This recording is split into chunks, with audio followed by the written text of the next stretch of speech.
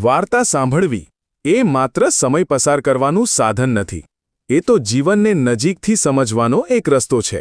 દરેક વાર્તામાં કોઈક અનુભવ છુપાયેલો હોય છે, જે આપણને વિચારવા અને શીખવા માટે પ્રેરિત કરે છે.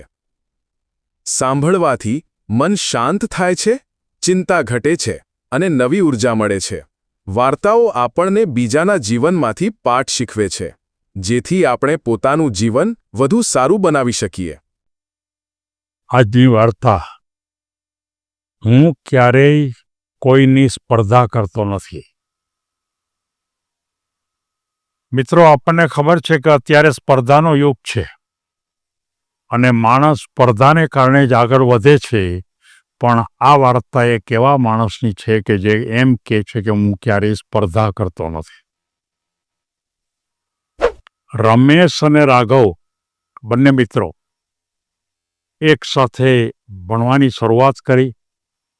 આગળ વધતા કોલેજમાં પણ એક સાથે ભણવા ગયા અને કોલેજમાં ભણવાનું પૂરું કર્યા પછી રમેશે પોતાનો વ્યવસાય, નાનો એવો વ્યવસાય પોતાના ગામમાં જ શરૂ કર્યો અને રાઘવે પોતાને વધારે તક માટે એ બહાર અન્ય જગ્યાએ પરદેશમાં પણ એ ગયા. ઘણા વર્ષો નીકળી ગયા. એક વખત રમેશ જ્યારે બહાર ફરવા નીકળતો હતો ત્યારે ઓચિંતો રાઘવ એને મળી જાય છે અને રાઘવ રમેશને એમ કહે છે કે તું કેમ આવો દુબળો પાતળો છો? કેમ તારામાં જુસ્સો નથી? ત્યારે રમેશ એમ કહે છે, કંઈ મને તકલીફ જ નથી. બહુ સારી રીતે રહું છું. મારી તંદુરસ્તી પણ સારી છે. મને કોઈ મુશ્કેલી પણ નથી. તો કે તું શું કરે છે? કે તો કે હું નાનો એવો બિઝનેસ કરું છું અને અમારા કુટુંબની અંદર મારે 2 સંતાન છે, મારે પત્ની છે, મારી માતા છે અને એ બધા એકદમ સારી રીતે કુટુંબમાં અમે રહી છીએ. નાનો એવો બિઝનેસ છે. ત્યારે રાઘવ એને એમ કહે છે કે દોસ્ત, આપણે સાથે ભણતા હતા. મેં મારો બિઝનેસ કેટલો મોટો કર્યો, હું બિઝનેસમાં કેટલો આગળ ગયો, મેં બિઝનેસમાં ટોચ ઉપર હું પહોંચ્યો, ખૂબ પૈસા પણ કમાણો અને અત્યારે હું ખાસ પરદેશથી અહીંયા થોડાક વખત માટે અહીંયા હું આવ્યો છું અને બરોબર આપણે મળી ગયા. તરત જ એ રાઘવ રમેશને પોતાને ઘરે તેડી જાય છે. ત્યાં બેસાડે છે. રાઘવનું ઘર બહુ મોટું હતું, ખૂબ સારું, એકદમ ઉત્તમ. બેડરૂમની સંખ્યા ઘણી, બહુ સારા ફર્નિચર, એકદમ જેને આપણે એમ કહી શકાય કે એકદમ પૈસાદાર વ્યક્તિનું જે ઘર હોય એ લેવલમાં ઘર હતું. રાઘવ રમેશને પૂછે છે કે તારું ઘર કેવું છે? ત્યારે રમેશ એમ કહે છે કે મારું ઘર માત્ર 2 રૂમનું ઘર છે અને 2 રૂમના ઘરમાં અમે બધા રહી છીએ અને એકદમ આનંદથી રહી છીએ. અમને કોઈ તકલીફ પણ નથી. ત્યારે ફરીવાર રાઘવ એને એમ કહે છે કે ભાઈ, તે જિંદગીમાં શું કામ કોઈ પ્રયત્ન ન કર્યા? ત્યારે રમેશ એમ કહે છે કે મારે હવે તને કહેવું છે,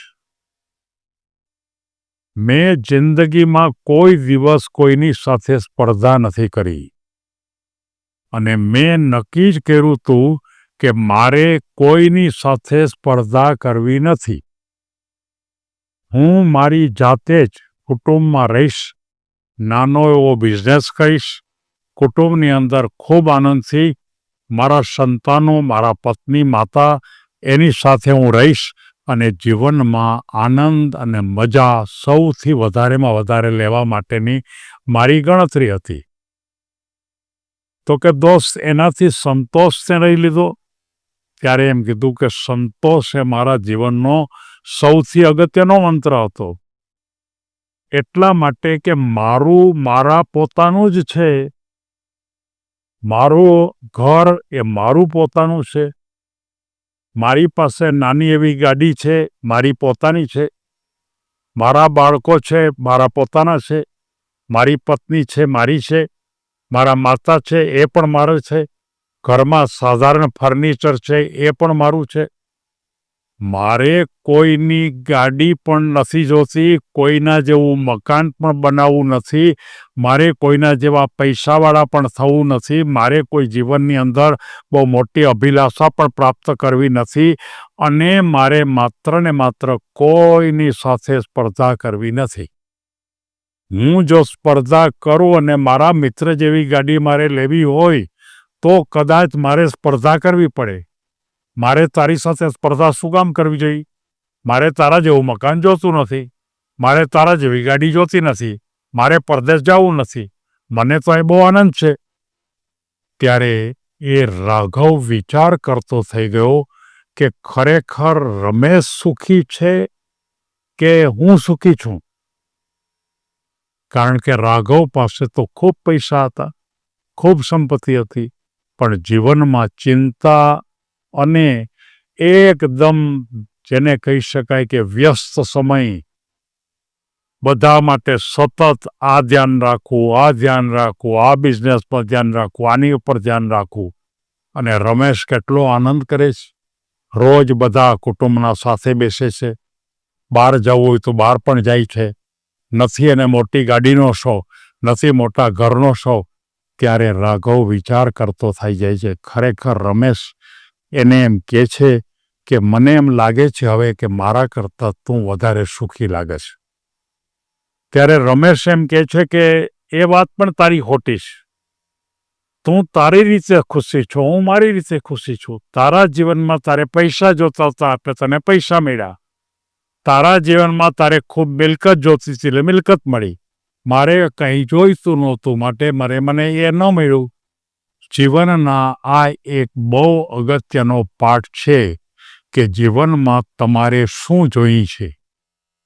તમારે જો તમારે આનંદ, મજા અને તમે જીવનની અંદર ખૂબ રસ લ્યો, તમારા જીવન રસનું ઝરણું વહેતું જ રહે, તમે કુટુંબ સાથે સુખી જીવન જ જીવતા રહ્યો, તો તમારે કોઈની સાથે સ્પર્ધા કરવાની જરૂર નથી. તમે તમારી જાત સાથે સ્પર્ધા કરો, થોડા આગળ વધતા જાઓ, અત્યારે છો એના કરતાં થોડાક આગળ. કોઈના જેવા થવા માટેનો પ્રયત્ન ન કરો. એ વાત રમેશે સમગ્ર જગતને બતાવી કે જીવનમાં સુખ અને શાંતિ જો આપણે જોઈતી હોય તો કોઈના જેવા થવાનો પ્રયત્ન કરવા કરતાં તમે તમારી જાત જેવા બનવાનો પ્રયત્ન કરો અને જીવનમાં આનંદ લ્યો. આ એક સંદેશો બતાવી અને મારી વાત પૂરી કરું છું. સૌને ધન્યવાદ.